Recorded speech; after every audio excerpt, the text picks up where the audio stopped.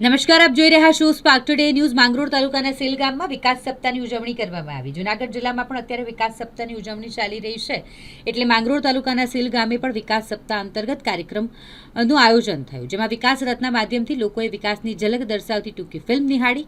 વિવિધ સરકારી યોજનાઓથી તેઓ માહિતગાર થયા। આ સમગ્ર કાર્યક્રમ ધારાસભ્ય દેવાભાઈ માલમ અને તાલુકા વિકાસ અધિકારીના અધ્યક્ષસ્થાને યોજાયો હતો। 176.76 લાખના વિવિધ વિકાસના કાર્યોનું લોકાર્પણ થયું, સાથે 591.3 લાખના વિવિધ ખાતમુહૂર્તો થયા। 8 જેટલા લાભાર્થીઓને મંચસ્થ મહાનુભાવોના હસ્તે સરકારી યોજનાઓના લાભ એનાયત કરાયા। 6 જેટલા લાભાર્થીઓએ સ્ટેજ પરથી પોતાની સાફલ્ય ગાથાઓ રજૂ કરી। 98 જેટલા વિકાસ કાર્યોની જાહેરાત કરાઈ। મહેમાનો અને રત્નુ ગ્રામજનોએ ઢોલ નગારા સાથે ભવ્ય સ્વાગત કર્યું। કાર્યક્રમના અંતે સૌએ નશામુક્ત ભારત અભિયાન, સ્વચ્છ ભારત અભિયાન, રાષ્ટ્રના વિકાસમાં પોતાનું યોગદાન આપવા માટે ભારત વિકાસ પ્રતિજ્ઞા ગ્રહણ કરી।